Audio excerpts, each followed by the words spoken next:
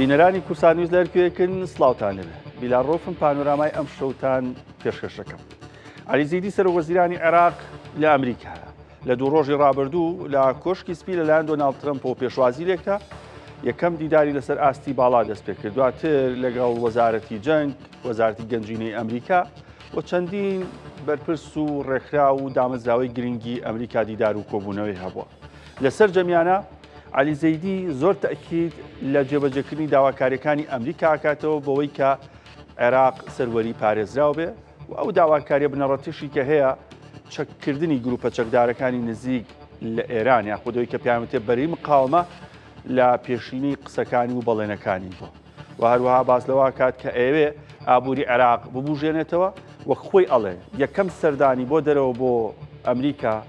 تێگەیشتنی بۆ ئەوەی کە دۆخێکی خراپی ئابووری لە عێراقی و پێویستی بە هاوبەشێکی استراتیژی هەیە کە بوێ ژێرخانێکی ئابووری بەهێز بۆ عێراق دروستکاتەوە. هێشتا عەلی زەیدی لە ئەمریکا باسی سەقامگیری دۆخی عێراق ئەکات، بەڵام هێرشی درۆنیەک دێتە سەر هەولێر کۆرمۆر کە گەورەترین کێڵگەی غازە لە عێراق لە ١٧٥ کارەبای هەرێمی کوردستان دابین دەکات 1500 مێگاوات کارەبا بۆ عێراق بەرهەمەیەنێ. ئەمڕۆ بەهۆی هەڕەشەی جددی ئەمنیەوە کارکردن لە کێڵگەی کۆرمۆر وەستێنرا. وەزارەتی کارەبای عێراق، وەزارەتی کارەبای هەرێمی کوردستان ڕاگەیەندراویان هەبوو لەسەری کاڵێن ئەمە بەهۆی مەترسی هێرشی درۆنی و خراپەکاریەوەیە بۆ سەر کێڵگەکە کە هەڕەشەی جددین ئەم هەنگاوە گیراوەتە بەر. زۆری پێ نەچوو ڕاگەیەندراوێکی باڵێزخانەی ئەمریکاش لە بەغداد بڵاوکرایە کە لە نێو ناوەڕۆکی ڕاگەیەندراوەکە ئەوەی هەیە بریتە لە مەترسی دۆخی ئێستای عێراق نایشارێتەوە کە ئەگەری هێرشی درۆنی لە هەر ئان و ساتێکا هەیە و بەڕوونیش ئەڵێ ئەگەری هەیە ئاسمانی عێراقیش لە هەر کاتێکا بێ دابخرێ و ئامۆژگاری هاوڵاتی ئەمریکەکانە کات ئەوانەی لە عێراقن خۆیان بپارێزن و ئەوەی بەنیازە بێت بۆ عێراق گەشتەکەی دوا بخات بەهۆی ئەوەی کە مەترسی فڕاندن یاخود تیرۆرکردنی ڕوبەڕوو بێتەوە. بابەتی زۆر گرنگ هەیە. هەرێمی کوردستان چ پێگەیەکی هەیە ئێستا لە نێو ئەو ململانەی کە هەیە دۆخی عێراق دوای سەردانەکەی عەلی زەیدی چی ئەبێ، بەڵێنەکانی بۆ ئەمریکا تا چەند ئەتوانێت جێبەجێ بکە، پاڵپشتەکانی ئەمریکا چەند ئەتوانێت حکومەتێکی بەهێز لە عێراق دروستکار لە کاتێکا حکومەتە هێشتا نیوەی بتمانی وەرنەگرتووە بەشێکی لە وەزارەتەکانی وەزیری نییە. شۆڤەی هەندێ بابەتی گرنگترەکەم لەگەڵ بەڕێز دکتۆر سامان شاڵی شارزای پەیوەندی نێودوڵەتی بەسپاسەوە لەگەڵمانە لە ستۆدیۆ. کاک دکتۆر بەخێر بیتەوە. زۆر سپاس دەکەم. ئەو کەشوەوای کێسە زەیدی لە ئەمریکا باسیەکات بەڵام لە عێراق جیاوازیەکی هەیە. تا چەند ئەم بەڵێنانی کە عەلی زەیدی لە سەردانەکەی لە ئەمریکا ئەیاد ئەتوانێت جێبەجێی کە عێراقێکی بەهێز دوور لە دەستی وڵاتانی ئیقلیمی تەنانەتەوەی کە خۆشیان باسەکەن دوور لە دەستی وڵاتانی نێودوڵەتیش بنیاد بنێتەوە. طبعا ئەم سەردانەی زەیدی بۆ ئەمریکا لە تەوقیتێکی کەوتە تەوقیتێکی زۆر خراپەوە کە جەنگەکە دەستی پێ کردوێتەوە لە بینی ئەمریکا و ئێران. لەوێ هەندێ وعودیاوە کە ئەو لە کۆشکی سپی لەگەڵ ترامپا وتی ئێمە هاتوین بۆ شەراکاتێکی اقتصادی نۆک عەسکەری، بەڵام کە چۆ وەزارەتی بەرگری لەوێ لە عەفوەن وەزارەتی جەنگ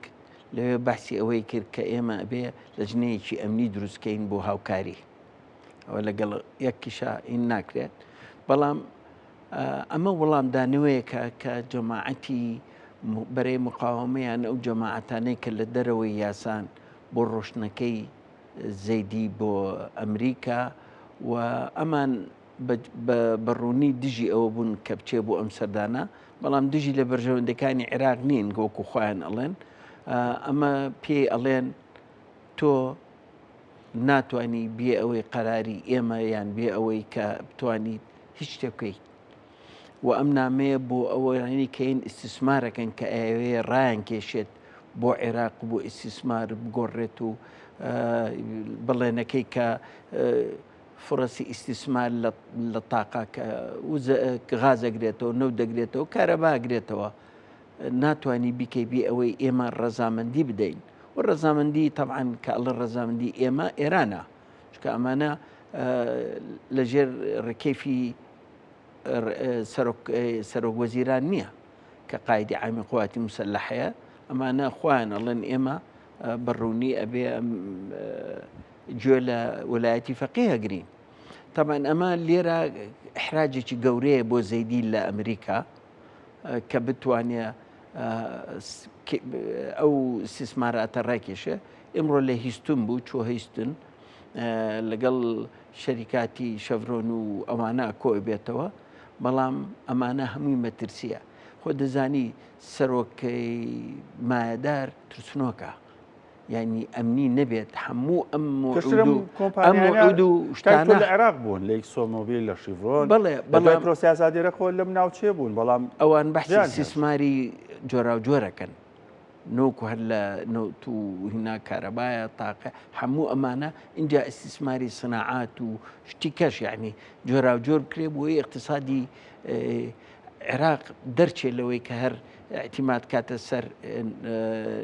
نەوت کە ئساسەینەوە زیاتر نەوتە بینیمان کە نەوت بۆ سێوەزی عێراق چی لێت و ئەو پارانەژ ئەمریکا داوای کرد کە پارەکان بێتەوە وەزعی مەساریفی ئەو مەسەرەفانەی کە گەمارەوەیان لەسەر لە لیستی ڕەشان ئەم جەماعەتانەی کە هەن داوای لێکرد تۆمبەڕە کە هاتە داوەتەکەی هێنا بۆ زەیدی بەڕوونی پێیوت ئەبێ تۆ هەچی ئابووری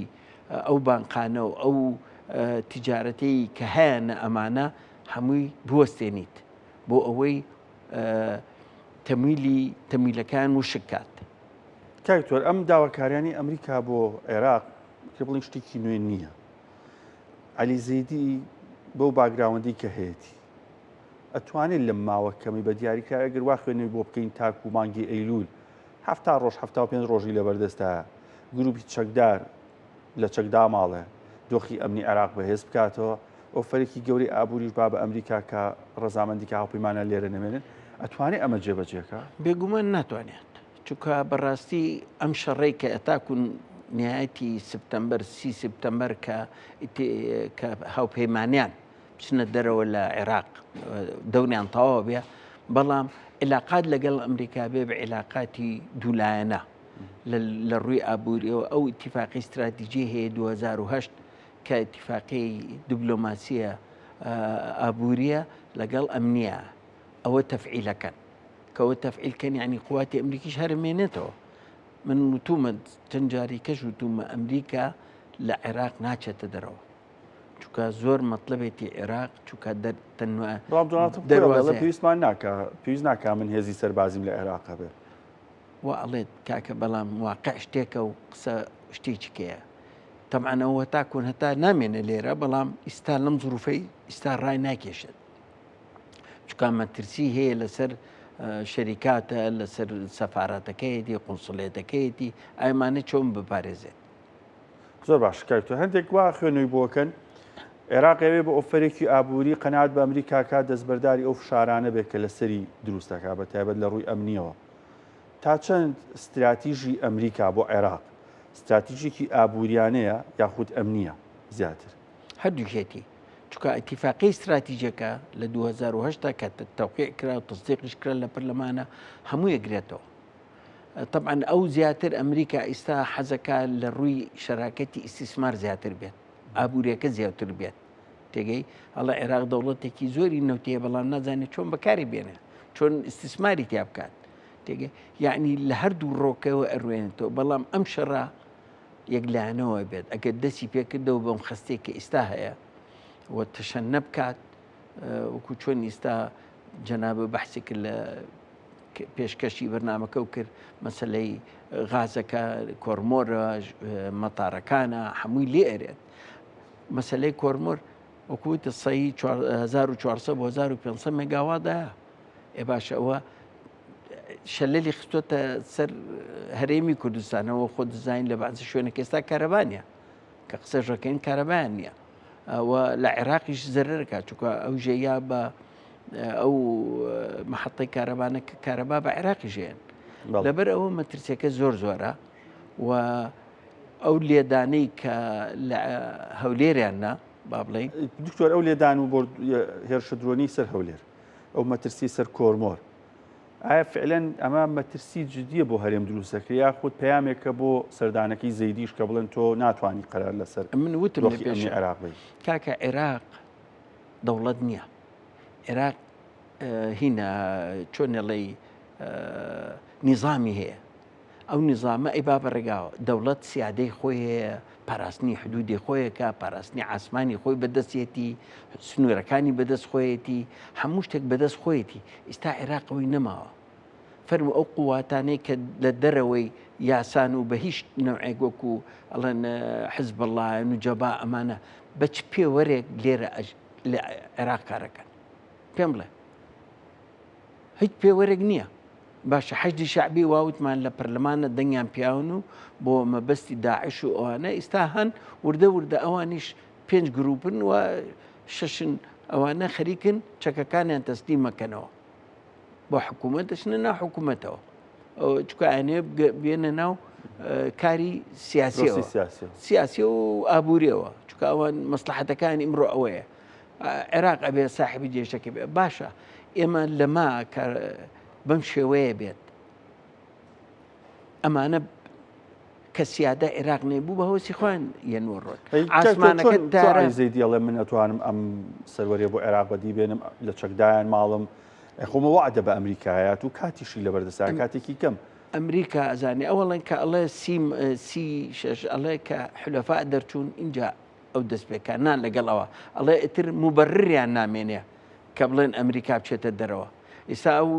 قسمێک کە ئەژمێنێتەوە وەکو تەدریب وەکو خوبەرا ئەمێنەوە محافەزەی ئەو شوێنانەی کە من وتم مەساڵحی ئەمریکی دیایە ئەوانە ئەمێنێتەوە ئێستا لەوانەیە بڵێن ئێمە ئەوانش نەچنە دەرەوە ناین ئەوانش ناچنە دەرەوە چکە مەساڵحیشیان هەیە ئەوان ئەو شەریکاتانە هەیە خەڵکی ئەمریکی لە عێراقا ئیشەکە چێیان پارێزێت لەبەر ئەوە زۆر زەحمەتە اللهمە ئەمریکا بە فعلی پشگیریان کە و زربەیەکی بەقوتیش لەمان بە چۆن لە شوێنەکانی تر ئەیە باش کاک تۆ چۆن ئەمریکا پشتیوانی کە لە کاتێک خۆی عێراق جێ هێڵێ عێراق جێ ناڵێ پێم وتی ئەڵەم عێراق جێ نایڵێ خڕەکەوتنەکان خۆوا باسەکەن ئاخر اتفاقی 2010ەکە هەیە کاکە 2010 ناڵم ئەم نییە ئەڵا گەرمەترسی هەبوو لەسەر دیموکراتی عێراق ئەتوانی ئەو تەدەخل کات بەڵام ترە پێ دوایە ئەم بۆ چوونی لاگرنگ بێ دیموکراسێتی لاگرنگ بێ مافی مرۆڤی لاگرنگ بێ یاخود هۆکەی بەژۆنێکی ئابووری توانێ هانی با لێرە نەبێنە هۆکەی داخل بێت یعنی عزری هەیە قەزدم ئەوەیە لێرە ئەگەر بیانەوێت تەدەخلکە ئەگەر نژێنەکە عێراق بەجێ بێڵەوە ئێرانەی بات و تەواو ئەو ژنایڵێ ئەوە ببێت خۆ 100 جاری ڕوون کردوێتەوە ئەڵێ ئێمە ئەمە لە 2023 تاکون ئیمڕۆ ئەم قسەیەکەن هەرێمێکی بەهێزمانەوێت لە ناو عێراقێکی یەکگرتووە ئەو بەنسبەت هەرێم بەنسبەت عێراقەوە بەنسبەت عێراقەوە باش ئەچمە سەر سەردانەکەی زەیدی و قسەکانی لەنێو کۆشکی سپیکە کردی بڵێ ترمپ هەندێک دەستەواژووی بۆ عەلی زەیدی بەکارهێنرا ئەگەر خوێنێکی بۆ بکەین ئەکرێ بڵین زانیاریکی زۆر باشی لەسەر کەسایەتی زەیدی و پرۆسی سیاسی عێراق نییە لەوەی کە جەنگاوەرێکی بەهێزە فەرماندەیەکی بەتوانا بووە کە لە کاتێکە ئەمنە ئەسکەری بووە نەپلێ ئەسکەری هەبووە نە هەڵبژاردنێکی ڕاستەخۆکراوە دەنگ بەدەستبێنێ و حکوومەتێک شیەیە نیوی وەزارەتەکانیش تا وەزیری نییە ئەم بۆ چوونە چیە لای ترەمپ دروست بووە طبعا ئەمە هەمووی تۆم بەڕاک دەوری بینیوە لە چۆنەڵی هالەیەک بۆ زەیدی دروست کات لێرە چییە مەسەلەکە یەکەم بەحسی ئەوەیە کە انتخاباتی بردوێتەوە بەرامبەر یەکێک کە ئێمە بەدڵمان نەبووە قەزدی انتخابات لە ناو ئیتارە بەڵام هەر ئەو کەسەی ناو ئیتارش ئەمی کاندید نەکرۆ یاخۆ پشتیوانی نەکرۆ نا هین مالکی بوو ئەو دژی ڤیدۆیە وتی بەرامبەر کەسێکی بەستم نوری مالکی خۆی ئەندامی ئیتاری تەنسیقیە ئەزانم ئەو قەزدی ئەوە کاریگەریشە ئەزانم ئەو قەزدی ئەوە بووە لە ناو ئیتارە ئەویان هەڵبژارد بەرامبەر ئەوە بوو لە ئاخر خوێندنەوەکان فەرقەکە تێگەشتنەکان فەرقەکە قەزدی ئەوە بوو بەرامبەر یەشێک ئێمە بەدڵمان نەبووە ئێکاڵە بەرامبەر یەکێک چیە هەر مالکیە ڤیدۆی لەسەر بووە کەواتە ئەوانی کە ئیتار دەنگیان بەچەیە و زەیدیە ئەوەی کە جەنگەوارێکی بەهێز و ئەوانە نەختێ زیاتر هینیایە چۆن بڵێ بەقوەتیە ئەم کابرایە لە ڕووی ئابووریەوە بڵین لە بانک پشتا ئیشی کردووە وی چەکیش لە ئیشەکانیش ئێوێ چوو لەگەڵ ڕئیسی بانقی فدرالی ئەمریکا کۆبووەوە بۆ ئەوەی ئەو گەمارەوانەی لەسەر ئەو مەصرفانە هەیە هەڵگیرێت و کاڵە غەسیل ئەموال ڕئیسی بانقی مرکزیشی لەگەڵا بوو خودی بانکێکی علی زەیدیش تۆمەتبارە بوو بەڵێ یەکێک لەوانێ ئەوێ ئەوەش بکات پارەشی ئەوێت پارەی داوای پارەی کردووە ئەم شتانە ترام ئەمانەی بۆ ئەکات بەڵام مەقابلی ئەو ئەبێ بکات ئایا لە ناو جێشی عێراقیە با بە کوردی بڵین جێشی عێراقیە زۆرێکەی بەدەست سونەشەوەی شیعەشی تایە کورد ئێستا سەید و جاران سەید نۆ بوو ئێستا سەیدووی بەدەستەوەیە هەموو منسەبەکانی لێدەرا جێگری وەزیری دیفاعی لە دەستچوو ڕئیسەرکانی جێشی لە دەرچوو سەرۆکی هین قائیدی قواتی جەوی لە کیس چوو کەسیان دانەنا ئەمانەمان هەمووی لە کیس چوو ئێستا پلەکانمان ئەوەی کە هەیە لە بەغا بەڵام زەیدی ئەگەر خەڵکێک هەبێت لە ناو بڵین وەزارەتی دیفاع و قواتی ئەمنیش لەگەڵیا بێت ئەتوانێت زەرەر بگەینێ ئایا حەجی شعبی قبوڵەکات لەم جەماعەتە برن کە وەختێکیان هەمویان پێکەوە لە بەرەی مەقاوەما بوون وەنیە ئەمانە هەمووی دووەڕۆ شەڕێکی ناوخۆ ئەبێت ئەخر کامیان کام سینناڕۆیان بە ئێستێکای دکتۆر پێ وایە ئەمەی کە زەیدی لە کۆشکی سپی بەڵێنەیات عێراقێکی یەکگرت و بەهێز یەکجەستەوە کە هۆی خۆی باسی کردن لە پرسیارەکەی بەڵێ ڕاستەکەی نەمانی گروپی چەکدا لە دەرەوەی دەسەڵاتی حکوومەت ئەمانە تا چەند لەبارن یاخود ئەتوانرێت زەیدی جێبەجێیکە کە هێشتا هەندێک وەزارەتی ئەمنی عێراقی پۆستەکانیان پڕ نەکراوە خۆی هەژ وەزارەت ماوە کە پڕکرێتەوە ئەو وەزارەتانش سونەی تایە کوردی تایە شیعی تایە هەر سێ کوتلەکانی تایە کە ئەمە بە تەرتیب کرا تەبعاً ئەمە موامرێکی گەورە کرا لە ناو پەرلەمانە کە ئەو 12 وەزارەتەی کە ویستیان عایدی سونە بوون و جەماعەتەکانی کە خۆیان ویستە ئەویان تێپەڕان هەشتەکەی کە هەمووی نا بێ ئەوەی بەڕاستی حیساباتی لە ناو پەرلەمانە بکرێت ئەلا کولنەوە فلیمێکیکەیە کە دروست کرا کە ڕێیان پێنەدرا وەزارەتەکان سەر بگرێت ناتوان ببنە بلۆکێکی بەهێز لە عێراق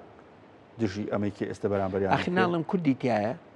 شیعی تایە سونەی تایە لە هەر سێ کوتلەکەی تایە ئەوانە ناتوانن بەقوت بن هیچیان یعنی کوتلەیە دروستکەن خۆوانە دژی حکوومەتەکەی نین کورد و سونە و شیعە هەموو پشگیریان کرد هەر هەمویان پشگیری ئەمیان کرد بێ ئەوەی بزانن بەرنامەی حکوومەتەکەی چییە بەرنامەی حکوومەتەکەی کە دەرچوو هیچی بۆ کوردیتیان نەبوو ئیجباری کوردی کرد ئەبێ ئێوە التیزامیشی پێوە بکەن کە هیچی بۆ کورتیان نەبوو ئەوە بەڵام علاقات لەگەڵ هەرێمە لە ئیستا دائما ئەمان ڕئیس وزرایانیان هێڵە چۆن مانگی هەوینەکە دەست پێکا ئەتر لە 2 مانگە تەواو بێ لە 3 مانگە ئێمە سەرپرسی هەرێم کاکتۆر بەڵام لەگەڵ بەغا قەزدم لەو ڕاستە لە خولی یەکەمی سەرۆکاتی دۆناڵد ترەمپ مستەفا کازمی سەرۆکوەزیرانی و کاتە سەردانی کۆشکی سپی کرد بە هەمان شێوە بەڵێنی یا کە گروپە چەکدارەکان کۆنتترۆل بکات ڕێکیان بخاتەوە لە نێو ئەدام و دەزیاکانی حکوومەت بەڵام دوای بینیمان دوای هاتنەوەی گروپە چەکدارەکان هەڕەشەشیان لە مستەفا کازمی خۆی گوێچکە دەبڕین بەڵێ لە ماڵەکەشیان لە ماڵەکەشیان نا بە درۆن ئایا هەمان سینناریۆ بۆ عەلی زەیدی دووبارە بێتەوە بەتایبەت هەندێک کەس باسی ئەو وەڵامەی قاسمی سولەیمانی و ئەبوو مەهدی مۆهەندیسە کرد کە بەشێک لە دڵی بەرەی مقاومەی هێندی تر گەرم کرد خۆی ئەزانکی وەڵامەکەی بەنسبەت زەیدیەوە دیپلۆماسی بوو وتی من لە هینا نەبووم لە سیاسەتە نەبووم ئەوزا نازانم زۆر بەدڵی ترامپیش نەبوو بەڵام بەرەی مقاومەش بەدڵیان ئاخر کاکە ئەو ڕاستەکەی خۆی وتۆتی وتێتی من لەوانیم بەڵام هەندێ کاری دیپلۆماسیش ئەگەر سێریکەی مەسەن کە گەشتە کۆشکی سپی ترامپ بەخێراتنی کرد تەبقەی لەگەڵا کرد بێرە کێشە ئەویش بێرەی ترامپا کێشە مەسەن لە دانیشتنەکە دانیشتەوە قۆفچەکەی کرابووەوە ورگی دەرکەوت بوو ترامپ ئاوایی دانیشتەوە قۆپچەی داخستۆ بە بەعزشتی پرۆتۆکۆڵی مەسەن تەوقەی لەگەڵا کرد دەستی خستە سەری ئەو بە هەردوو دەست دەسەخا لە وەستانەکەش ئەو قوتەیە لە وەستانەکەش ترامپ واکە ئەو ئاواکە تۆ سەیری ئەگەر ئەمانە هەمووی جەستن ئەمە گوایە ڕاستە زمانی جەستە پێمانەڵێ بۆ ئێوە کەسایەتی خۆی بەهێز دەرخا بەس بەهێزە لە عێراق خۆمەیان واقعیترە بەهێز نییە. ناو ڕسمەکە زۆر گرنگتر نیە واقعەکەمەوەیت. من پێ دەڵم ئەگەر خەڵکی هەبێت لە ناو جێیشا و خەڵکیکان بۆ تەحزیب کرد بێ لە ناو هینی ئەمنیەکانە و قوواتی ئەمنیەکانە و ئێستا ئەم حملەیە کە کردوێتی دیژی گەندەڵەکان و کە ئاینگرێت لە هەموو لاکانی تایە سنە و شیعەشی تایە کوردیشی تایە بەڵام کوردەکە کوردەکە بەڵێ هەز ناکەی ئەو گرتنی هەڵمەتی گەندەڵی دژە گەندەڵی کە دەستی پێکووە تەنها یەک ئاراستی یەک منفەزە یانی وەکێ باسێکە نەهەنگی گەورەیتیانە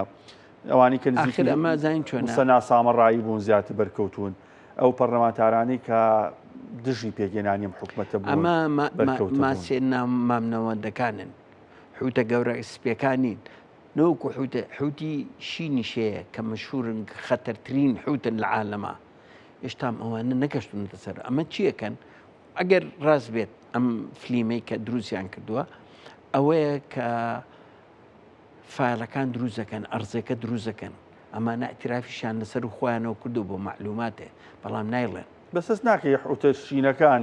خودی سەر وەزیرانیان داناوە چۆن نتوانێت ڕوبەڕویان بێتەوە لە کۆبوونەوەی ئیتاری تەنسیقیە زەیدی لەوێ بووە لەگەڵ سوودانیا قڕەقڕێکی زۆریان بووە لەگەڵ حەکیمە لەگەڵ ئەمانە سوودانی بەڕوونی پێوتبوو تۆ من ئەتۆیە هینکەیت مستەدەفم و دەوروخلەکەی من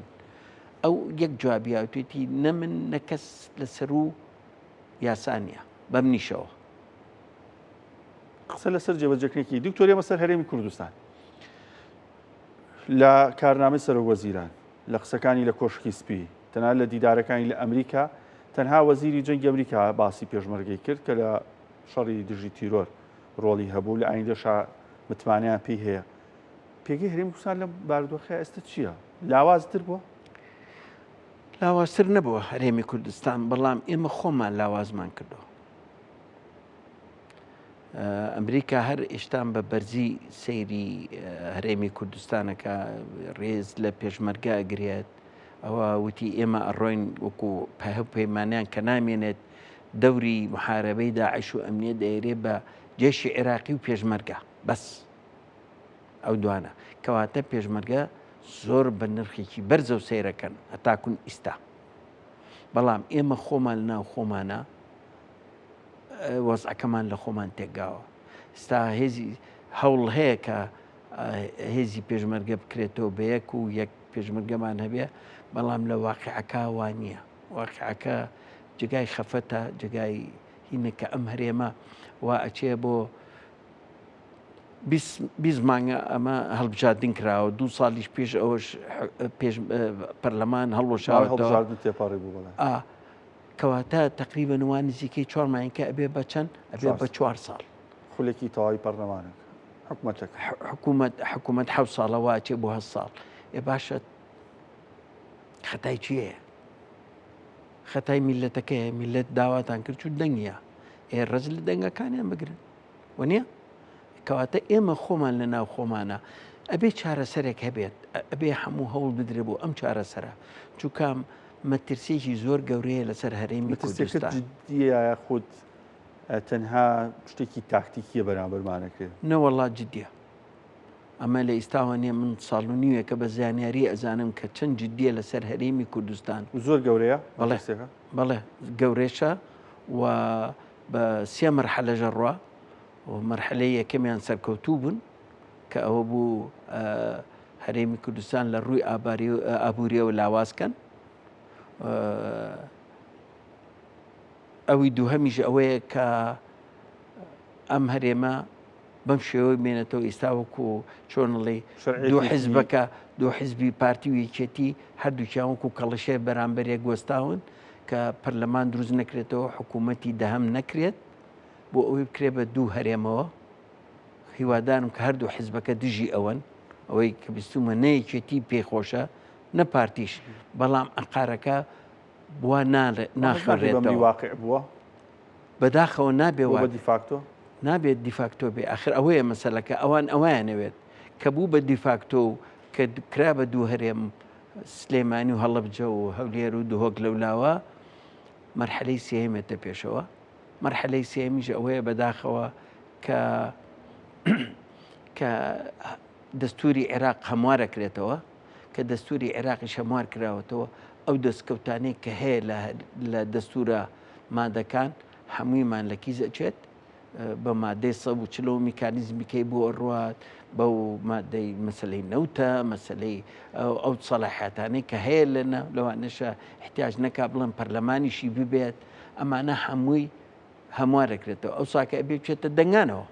کە چۆ دەنگانەوە ئەبێت 3 محافەزە دەنگی دژی بۆستێتەوە بۆی نەکرێت سونەکان ئیشی خۆیانەکەن دژی نابن شیعەش لەگەڵیاتی ئێمە 2 محافەزە بە 2 محافەزەیە وانێ دوو هەرێمەکە یەکیشیان ڕازی ویشیان ڕازی نەبێت هەڵبجە زۆر پێگەیەکی ڕسمیە هەڵبجە ڕسمیە لە پەرلەمانە بڵێ یعنی 2 محافەزەیە بە 2 محافەزە دەکەواتە تۆ لێرە هەچی خوێنی شەهیدان لەم بڵین 65 ساڵەی کە ڕۆشت یامانە لە 61ەوە تاکو نیستا هەمووی بەفی ڕۆڕە هەمووی هەچێکمان کرد بێشەڕ ئیتیفاقەکە کراوە ئەم هەرێمە بەرپرسانی عێراق ئەڵێن ئێمە هەرێممان لا گرنگە هەرێمێکی بەهێزمان لا مەبەستە وڵاتانی نێودەوڵەتی و ئاڵێن وڵاتانی ئیقلیمی نەوەڵا وڵاتانی ئیقلیمی وا ناڵێن ئیقلامی وڵاتانی ئیقلیمی حەزەکە بکە بە پارچە پارچە حەز ناوەی کە قسەی فەرمیان بێ کاکە واقعەکە بڵێن ئێمە ئەزانین چۆن من گلەی لە ئێران ناکەم لە تورکیا ناکەم لە عێراق ناکەم ئەوان حەقی خۆ دشمنی تۆن هەرچێکن لێکن لێ دەکەن بەڵام تۆ خۆت بەدەستی خۆ دەکەی ئەوان هاتوون ئیشەکە بکەن بێ ئەوەی تەقەبکەن لەگەڵ کرا دوژمنمانە کارکتۆر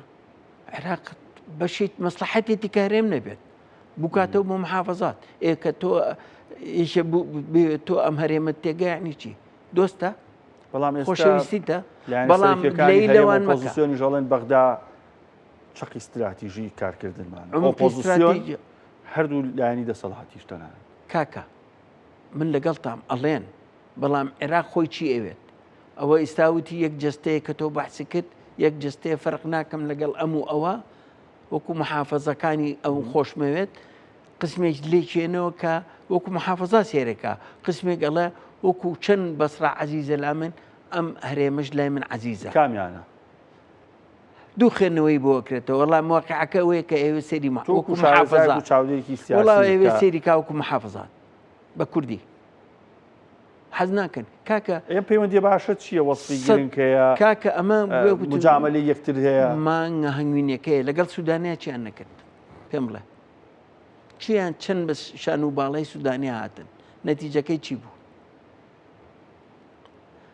ئەمیش لەگەڵی ئاڕۆن ئەمیش کابرایە کە ئەڵێ من حەزەکەم لە ڕووی ئابوووریەوە بەهێز بێت و هەموو شتێ بکرێتەوەوانە فەرمو هەوڵ مانگی نردی 2 مەعاشی نرد بۆی پێرجێژنون لە مانگە چەندی تاخیر کرد تۆ هەر سێری مەعاشەکە بکە باشە کە ئیسا خەڵکی کوردستان ئەو مەعاشە گرنگترین شتە کەلای هەموو شتێکی لەبیر چۆتەوە نە هەستی کوردایەتی نە هەرێم ئەڵە مهمی لای من بەس موچەکەم پێ بگات هەموو ئیشی ئێمە هاتەوە موچە لەما چۆن سیر دەکات ئەبێ مەعاشی خۆی بدا لە محافەزاتەکانی خۆیان اینجا لەو 15 اینجا بێ بۆ تۆ کەواتە تۆ دەرەجە دویت ئەم قسانە بۆ من مەکەن واقع کە تۆ یاد موچە لە بەغا ئەبێ لێرەش بێرێ بە عینە ڕۆژ لەوێ دەستی پێکرد ئەبێ لێرە بێی بەڵام هەست ناکرد ڕۆتینی هەرێمی کوردستان خۆی بێ لیستی موچە درەن نەخات ئەگەێنێت داهاتی نانەوتی لە کاتی خۆی نانێرێ مانگێکمان نەبینی لە 15 مانگاری موسان لیستی موچە و داهاتی نانەوتی وەڵای نردوێنە میزان ئەم مانگای ڕۆشت هەمووی ڕۆژماگە داتی نانەوتیان نەناردوە تا ئێستاش نامتێ ئەیبرێت بە مقاسە بۆ دەنێرێت بەڵام ئەڵێ پارە بە درەنی خات خۆی ئەڵێ پارەم نییە 120 میلیارەکەم نێرم عێراق ئەڵێ باشە من لێ دەبڕم ئەو پارەکەتە نردی بەڵام دوای ئەوەی کە خۆی ئەیاد یعنی کەواتە قەیناکە ئێمەش قسووریمانەیە خۆ من ناڵێم ئەمان قسووریان نیە حکوومەت چۆن حکوومەتیش مەسئولە لەسەر خۆ من مۆزەفی جەنابە کە ئیشکەی بۆ حکوومەت مۆزەفی بەغایدیان مۆزەفی هەرێمی تۆ چاو لە حکوومەتەکەی خۆتە وایەوە نییە دروست تۆ نابێ حکوومەتی بەغات سەیری تۆوان ناکە تۆ مۆزەفی حکوومەتی هەرێمی کوردستان بە دەرەجە دوو دانێ ئەوان ئێستا مەعاشی ئێستا تازە دوو ڕۆژە تەوزیعی مەعاشی 6 کراوە ئەو خانەنیشەکانیان وەرگرت معاشیان وەرگرت هینی مانگی حەوت کەواتە تۆ لێرە مشکلت هەیە لەگەڵ حکوومەتی عێراقا لە ڕووی موچەوە لە ڕووی هەموو شتێکەوە کە معاملە لەگەڵاکە فەرموو باشە خۆ هەر موچەکە نییە فەرموو حوسەی تۆ لە وەزارەتی سەحا باش نییە سەی حەڤە بوو کردیان بە سەی دوانزە سەی دوانزەکەش بە تەواوەتی نانێرن ێ باشە کە 2 میلیۆن عێراقی عەرەب هەیە لێرە ئەچنە خەستەخانەی نەخۆش ئەچنە هیوا و ئەچنە خەستەخانەی هیوا ئەچنە نانەکەڵی لە هەولێر ئەمانە چارەسەری سەرەتانیان بۆ کرێت ێ باشە کە تۆ لە هاوڵاتی خۆت دەگریتەوە ئەی بەوان ێ باشە ئەوان ئینسانن تۆ معاملەی ئینسانیان لەگەڵەکەین بەڵام بەغاوا سەیرە ناکە بەغاسەی دوانزەکەش بە تەواوی بۆ نادێرێ تەماشاکە لە معاملەی کشت و کاڵە هینەکەی تۆ نایڵە بڕواینەکەی خۆی ئەنێرێت بەڵام هینەکەی تۆ بە سەیتەڕە و ئەنوە وەشکار فلیمی بۆ دروزەکات بەرهەمی مریشک بەرهەمی کاکەمانە هەمووی سەیتەڕە بۆ دانی ئەی ئەمە چۆن جەستەیەەکە ئەمە چۆن معاملەیەەکە ئەمە چۆن هەرێمێکیان خۆشەوێت باش کاکتۆر ئێستا هەواڵکی پەلە هەیە سنت کۆمەڵێ شەپۆلێکی نوێی هێرشی ئاسمانی موشکیمان بۆ سەر ئێران دەست پێ کردەوە ئەم شەویش ئەم باردۆخی کێسن لە ڕۆژڵاتی ناوەڕاست دەست پێکرێتەوە هێرشی ناوبەناوی ئەمریکا بۆ سەر باشووری ئێران شەزیاتی لەو سنوورەتێ نەپەڕیوە قۆناکە بەرەو کوێ ئەبا خۆی ترام ئەلانی کرد وتی ئەو تێگەشتنەی کە کردومانە کە من خمزانی 15 بێ 15 تەواو بێ ئەوە تەواو یعنی هیچ ئەمەلێکم پێی نەماوە ئەم هێرشانە ژەیکا لەو منتیقانەکەیکات لە تارانی ژە بەعسە جارێک چۆن بەڵام لەو منتیقەیەوێ حیزامێکی ئەمنی دروستکە بە دەوری گەروی هەرموزە بەڵام ئێران بە موسەیرات بە تەیرا لێە باشە ئێران سوالێک لە ئێرانەکەی تۆ لە دەوڵەتە عەرەبیەکانەوەی قەواعیدی تایە کە هیچیان بەرناکەوێت بەر شوێنەکانی ترەکەوێت باشە ئەو بەخیرەکانی هەیە باریجەکانی هەیە بۆ لینایە تەمپەڵی هێرشیان کراوە چ بەس دژە موشەکانمان وەڵامیان ناوەتەوە کاکە ئەی بۆ لەوانی ترەیات بۆ کاکە ئەزانگەلی پێنجەمی ئەمریکا هەموو شوێک بردومانەکرد لەیان ئێران بەس ئەنجامی نابێت ئەنجامی نابێت کەواتە شەڕەکە دەستی پێکردەوە بە ڕسمیش نامەی نات بۆ کۆنگرس ترامپ وتی ئەوە شەڕەکەم دەست پێکردەوە 6 ڕۆژی کەمەوێت وتی ئەم شەڕەی ئیستا کە دەستی پێکردەوە 2 هەفتە بۆ 3 هەفتەیەوێت ڕۆژی دووشەمە نەتێنەهەوە چێتە واشنگتن ئایا واشنگتن نەتەنیاهۆ ئیسرائیل ژێتەوە ناو جەنگەکە یان نا وتی قسەکەوەیە کایتۆر لەم هێرشانەیە چەند شەوە هەیە ئێران ئیسرائیل بردومان ناکە ئەخریشتا ئەگاتە ئوردن بەڵام دەستی لە ئیسرائیل بەردەوامان لە بردومانکردنی باشووری لوبنانکە ئێران مەرجی سەرەکی کاکە تورکیا ئێران و عەفوەن لوبنان و ئیسرائیل تێگەشتنیان گەشت اتفاقیاتیان کردووە کە ئەو شوێنانەی کە لێ ئەکشێتەوە یاتەوە دەست جێشی لوبنانی نایڵێ حیزب الله بێتەوە ئەڵێ وەکو تەجروبی چەند منتەقەیەکیان کردووە ئەگەر سەرکەوتوو نەبوون یەنەوە ترامپ ئەڵێ مانع نییە جارێکی کرد بڵاو بوونەوە لە ناو خواری لوبنانەوە یعنی بەڵام ئێرانی ژەڵێکی ئەگەر هات و مەحەتەی کارەباکانمان لێرە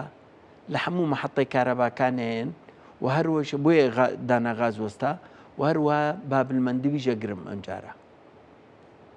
یەمەنەکان ئەڵێ ئێوەش حازر بن بۆی ئەگەر شتێ بوو ئەو منتەقەیەش وێرانکەن ئێوەش نەیەڵن لێوێشەوە یعنی شەڕەکە دکتۆرە شەو بڕیارە بەرەبەیانی سبەینە پێنجشەممە بەڵێ دۆناڵد ترەمپ سەعات 4 بەیانی قسە بکە بڵێ هەرچەندە وتێتی قسەیەکی نیشتیمانیانە ئەەکەم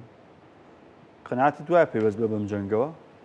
ئەم جەنگە بەشێگە بێ بەڵام زۆری لەسەر ناوخۆی ئەمریکا بەحسی تەزەخومەکە کاتۆتە خوارەوە بەحسی هەلی کارەکات بەحسی چونکە ئەمە چۆنە بەحسی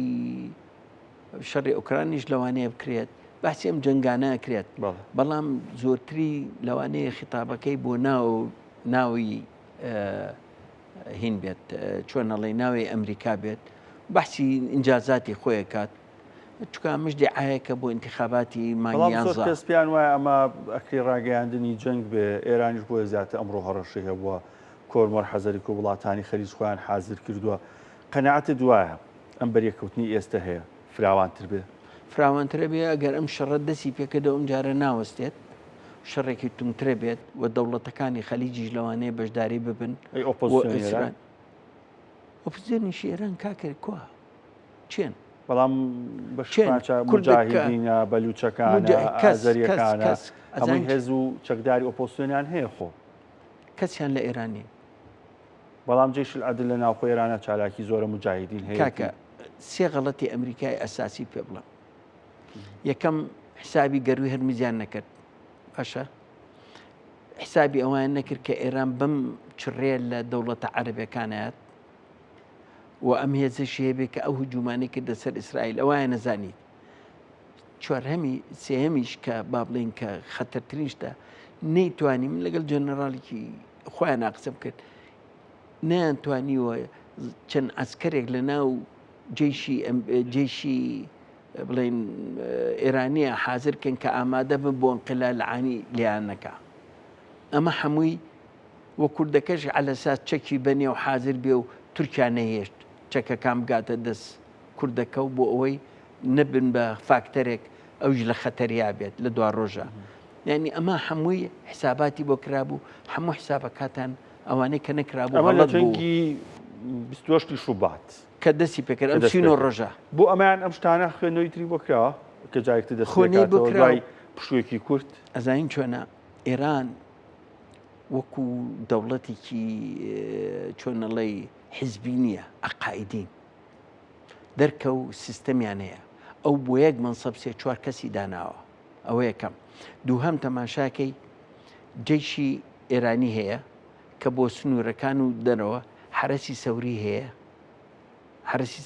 پاسیجی هەیە ئیتلاعاتی هەیە یعنی چەند سیستەمێکی هەیە نۆکۆ لە یەک سیستەم ببرێت و بڕوخێت لەبەر ئەوە هەمووی تەوزیع کردووە بە موەسساتی کردویانە بەڵام ڕۆ بوتەبێژی کۆشکی سپێڵێ بەسەرکردەکانی ئێران ناکۆکی توندیان لە نێوانە یانیکان مەیلی ڕێککەوتنیان هەیە قسەمان لەگەڵەکەن نیکان دژن ئەمە خودی خۆی لاوەزکردنی ئەو سیستەمە نییە یان تاکتیکی و ئێرانەکان بەکارێنن خۆی با پێ بڵم من بە قەناعەتی من ئەو شەڕانەی کە ئێران بیدۆڕێنێ لە ئەرزی واقعا لەسەر مێزی مفاوزاتە ئەیباتەوە زۆر زیرەکرد لەوانە بەڵام تەماشاکەی ئێستا تەماشاکەیمان پێ ناڵێ لەم شەڕە جیابوونەوەی هەڕاتی ئەفغانستان بەحرین لە 30 ساڵی ڕابردوو دەریای خەزەر ئەمانە ئێران لەسەر مێزی دانوستان بەشی زۆری لەدەستداوە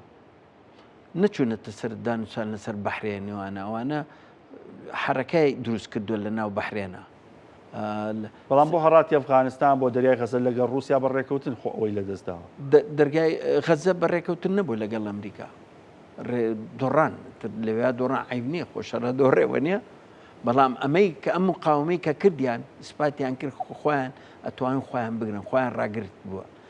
مانەوەیان بەم شێوەیە کە زەعیفشن کە لاوازیشن لاوازتریش ببن مانەوەیان بەنسبەت ئەوانەوە سەرکەوترە مهم ئەوەیە لای شیعە وڵایەتی فەقیه نەکەوێت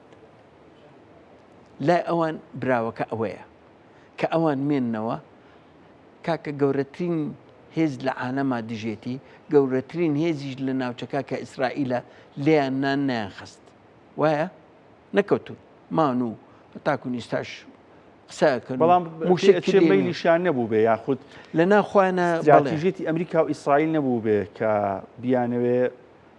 نەخشەی ئێران تێک بن یاخود بمانایەکتر هێزی زەمینی بنێرن و نەتوانن کۆنتترۆلی بکەن کاکە هێزی زەمینی ناتوانرێت ئەمریکا ئێران زۆر گەورەیە ئەمە عێراق نییە عێراق 9 میلیۆن عسکەری بووێنە ئەینجا توانی بیگرێت وایە بۆ ئەوە نەبوو لە کە سەدامیان ڕووخات ئێ باشە تۆ چێت لەگەڵایە هەر ئیسرائیلی لەگەڵایە نەحلفی ناتۆ لەگەڵایە ئیستا هاتوونەتە سەرخەت نە دەوڵەتەکانی عالم جێشیان لەگەڵان نردوین هیچ باری جکرد ناتوانن وڵاتانی کەندا و کاکە کەمن وەکو جێش کەمن قواتی عسکەریان هەیە بەڵام ئەو قوواتە ئێران لولیە ئەگەر هەر خۆیان بێ بەڵام ئەوانی ژەتوانن دەور ببینن چونکە نەسەمایان کەمە بە ئەسڵا تۆ زانی قەتەر گەورەترین لەگە هەمویان 750,000 کەس نی وەکو قەتەری بەڵام سعودیە 40 میلیۆن دانیشتوان نەخێر ئیمارات 10 میلیۆن کاکە 10 میلیۆن خۆیان ئەسلەکە حساب بکە چەندن گریمان 6 میلیۆن کەمتری سعودیە 40 میلیۆنێکە تقریبا ژماری دانیشتوانی بڕوا بکە 20 میلیۆن نی خۆیان یعنی ئێران 90 میلیۆن 93 میلیۆنە ئەوان مانعێنە لە ڕووی عەقیدەوە 20 میلیۆنیش بن ئەمان تەحملی 20 میلیۆن ناکەن کاکە یەک شتی پێ بڵێم ئێران لە هینی تەحلیەکان بە ئاوی تەحلیەکان لەو وڵاتانە هەر لە توێنی ئەمرن بەرگەری 2 هەفتە ناکەن ئەوەی کە هەیەنە بۆ 2 هەفتەیە مەبەستە سەرچاوی پاڵاوتنی ئاو لە بەڵێ تەحلیەی پێڵێن بڵێ چۆن کاکە خۆ ئەوان زیرەکن ئێرانەکان زیرەکن ئەزان لە چ شوێنە گەیان کە ئێستا بەحسی کارەباکە لە کارەباکەمان بن چونکە تهدیدی کردبوو کارەبا شیریانی ژیانیانە بۆ هەموو وڵاتێک عێراق 50,000 مێگاواتی ئەوێ ئەزانی چەنی هەیە ئینتاجەکەی هەمووی بە هەموویەوە 25 هەیە سەی 50 وەستاوە تۆ بەچی بژێنی ئێستا هەرێمی کوردستان کە توانی ئەو کارەبایە دروستکە بۆ خۆی و ئابوووریەک دروستکە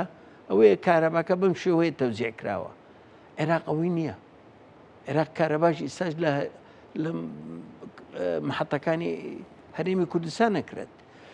ئێمە مشکلەکەی عێراق ئەوەی ناتوانێت ئەو بەو شێوەیە کە بێوێت ئەم معدانەی کە یاوێتی بتوانێت بیباتە سەر ئەگەر پشتگیرێکی بەهێزی نەبێت لە دەوڵەتەکانی کەنداوە لە ئێستا ئەمانەی کە لە دەرەوەی یاسان شەڕەکان چەند مسەیراتیان نەر بۆ سعودی و بۆ کوێت و بۆ بەحرێن لێرشەوە شەڕەکەن ئەو مسەیراتانە کە ئەڵێن لە ئێرانەوەیەت لەوانەیە لە ناو عێراقەوە بڕات کاک دکتۆر وەکو دوا قسە لەسەر کۆی ئەو دۆخی کێسە لە ڕۆژهەڵاتی ناوەڕاست لە عێراق هەرێمی کوردستان ناوچەکە ئێران و ئەمریکا هەیە چی چاوەڕێی ڕۆژهەڵاتی ناوەڕاست بکە ئاڵۆزی زیاتر یان ئەو سەقامگیری کە دۆناڵد ترەمپ و ئەمریکا زیاتر باسیەکە سەقامگیری ئاخر دائما ترامپ ئەڵێ سەقامگیری بەهێز ترامپ ئەڵێ ئاشتی لە ڕووی هێزەوە لە پشتی هێزەوە قەزدی چییە ئەوە جار بە دیبلۆماسی اینجا ئابووری ئەخیر شت بە سەربازی ئەمە هێزەکانە کە بەکارێنێ کە ئەڵە ئاشتی لە ڕێی هێزەوە ئستا نە دیبلۆماسی ماوە دیبلۆماسی ئەوە بینین پاکستانە و هەرڵێ ڕجاکەم بەشەکەم ئەم مزەکەرەی تێگەشتنە هەیە اتفاقی نییە مزەکەرەی تەفاومەتی مزەکەرەی تێگەشتنە فەرقەکە لەگەڵ ئیتیفاقیە نەگەشتنە ئیتیفاقی ئەمە دەسی پێکردەوە چونکە متمانە نییە لەگەڵێکە دروست کەواتە ئەگەر هێز بەکاربێنێ هێزەکە بێ هەمووی ئەگرێتەوە ئەگەر ئەم شەڕە هەڵگیسێتەوە وەکو وتم کۆبوونەوەیەکی ژەکە لەگەڵ سەرۆکەکانی دەوڵەتەکانی کەنداوە ئوردونە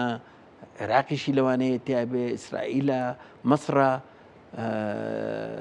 تورکیایە ئەمانە هەموو لەسەر خەتن سووریاشی هێناوەتە سەر خەت لەبیر لە کۆبوونەوەکە وتی ئێمە پشگیری لە ناتۆ پشگیری لە شەرع کرد کە ئەوانە توانن زیاتر معاملە بکەن لەگەڵ حزب الله بۆی ئەوان توشکێن بۆی ئیسرائیل بەڕەڵا بێ بۆ ئەملا یعنی ئەگەر هاتوو ئەم کۆبوونەوەی کە ئەکرێ ڕۆژی دووشەممە لەگەڵ نەتەنیاهوە ڕێکەوتنێکی تازە ببێت بۆ لێیانی ئێران ئەم جارە ناوەستنەوە وەزعەکە بەرەو خراپتر ڕوا بەرەو ئاشتی ناڕوات و هەرێمی کوردستانیش بێبەش نابێ لەما وەکو چۆن جارەکەی پێشتر بێبەش نەبوو بێبێژ نابێ زەریری بەرکە بەڵام بێلایەن بۆم جارە ناتوانێت بێلایەن بم بەستەوە کاکە بێلایەنی چی تۆ هیچ نەکردو لێدەیە بێلایەنیش چیت هەیە بیکەیت تۆ نەتوانی شەڕی ئێران بکەیت نەتوانی شەڕی تورکیا بکەیت شەڕی عێراقی پێکرێ بەگەر ئەگەر باهیم بە تارەکانی هەستی ئەگەر بێڵن تارەی هەستێت شەڕی ئەوشی پێ ناکرێت بەڵام پێشمەرگە بە قارەمانە نەتوانیوانە تاکوستا هەرێمی کوردستان بپارێزن ناخۆی هەرێم بە هەموو لە خانەقینەوە تاکون زاخۆ بپارێزن بە هەردوو لا بە هەموو هێزەکانەوە ئێمە هیوادارین ئێمە محاولە ئەەکەین عێلاقاتمان باشە لەگەڵ ئێرانە وایەوە نییە هەرێمە بە هەمویانەوە حەزبەکانە هەموو عیلاقایان باشە لەگەڵ ئێرانە لەگەڵ تورکیا لەگەڵ بەغا ئێشتا هەر لێمانێن على ئەساس مەساڵحی ئەمریکی هەیە لێرە ئێ باشە خۆ تارێک نەڕشفیەوە لێرەوە ساڕوخێکمان پێوە نەناون لێرەوە ئێ باشە ئێمە چی بکەین ئێمەش ناتوانین وەڵامیان بینەوە لەبەر ئەوەی نامانەوێ ناوخۆی عێراقیش تێک بچێت خۆ کوردیش دەتوانێت وەڵامی باتەوە دوو تەقە بکات خۆ ئەمەنە هین نین بێدەسەڵات نین ئەوەنە لاواز نین هەرێمی کوردستانی شێزی هەیە و بەقوەتن هێزی پێشمەرگە بەقوەتە هێزی ئەمنیەکانمان بەقوەتە هەموو دژە تورۆرمان هەیە وایە نییە هەموو هێزانەمان هەیە هەمووی ئامادەن کە خۆیان کوژم بۆ هەرێمی کوردستان بەڵام ئێ کورد نایەوێ ئەمە ببێ بە خوێنی کورد و عەرەب ئێمە و ئەوان بەڵام ئێمە هەوڵەیەین بە ئاشتیانە وەکو خۆ دەڵێ ئێمە نەمانێشتووە هێزەکانی ڕۆژهەڵات لێرە بڕن دژی ئێران هەموویمان توانیوە چکە ئێمە بەشێکین لە ئیتیفاقی ئەمنین لە بینی ئێران و عێراقا ئێمەش بەشێکی لەوە ئیتیفاقەیە لەبەر ئەوە هیوادارین وەکو تۆ ئەڵێ بێلایەنە هەرێمێنینەوە بەڵام ئەوان قبولی بێلایەنی ئێمە ناکەن زۆر باش دکتۆر سامان شاڵی شارزای پەیوەندی زۆر سپاس چێژم لە گفتووەکەمان بینی بەرچاونەی زۆر باشیانی لەسەر بارودۆخی هەیە زۆر سپاس کە کورسانی ویزی سەرچاو خێراتی بینەرانی کورسانی ویست ئێوە شەرشاد